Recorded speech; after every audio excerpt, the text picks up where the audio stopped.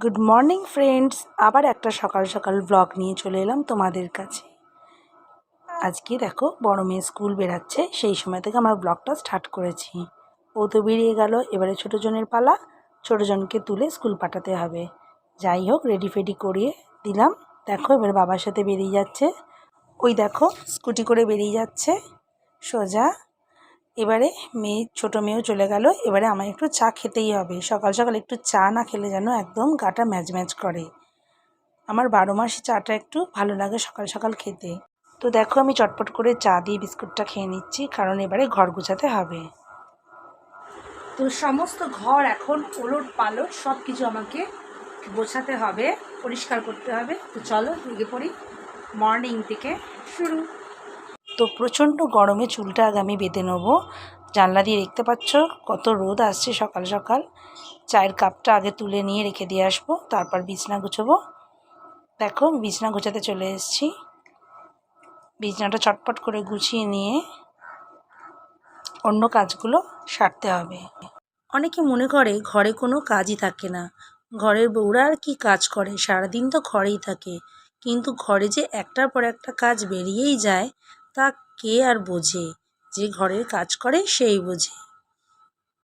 এদিকে টুকটাক মেলার ছিল, যা আমি জানলায় মেলে দিচ্ছি। প্রচণ্ড রোদে এগুলো মিনিটের মধ্যে শুকিয়ে যাবে। দেখো বিছানাটা ক্লিন করে ফেলেছি, মোটামুটি পরিষ্কার করে ফেলেছি। এদিকে মেশিন চালিয়ে দেবো, বাকি কাঁচাটা করে ফেলতে হবে। অন্যদিকে তাড়াতাড়ি করে চিকেনটা রান্না করে নেবো, কারণ ছোটো মেয়ে এক্ষুনি এসে যাবে। কারণ এখন তো অল্প ক্লাস হচ্ছে, কয়েকটা ক্লাস কমিয়ে দেওয়া হয়েছে, তাই এরই রান্না করার মধ্যেই ও চলে আসবে। গোটা গরম মশলা ফোড়ন দিয়ে দিয়েছি। এবারে দিয়ে দেবো পেঁয়াজ।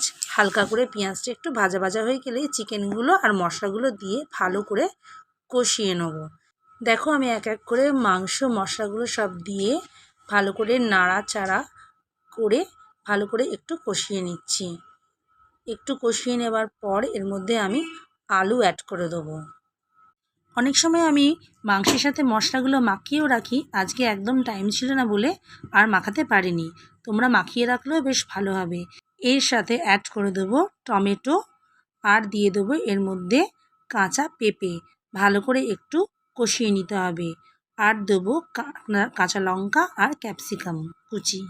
একটু ভালো করে কষিয়ে নিয়ে এর মধ্যে অ্যাড করে দেবো জল। আর একটু ভালো করে ফুটলেই চিকেনটা প্রায় মোটামুটি হয়ে যাবে। গরম মশলা দিয়ে নামিয়ে নেব। গরমের সময় এরকম একটু হালকা হালকা চিকেন খেলে মন্দ হয় না। একটু হালকা করে রান্না করলে সব কিছুই গরমকালে খাওয়া যায়, বেশি রিচ না করলেই হলো। দেখো আমি আলুটা দিয়ে এর মধ্যে অ্যাড করে দিলাম জল।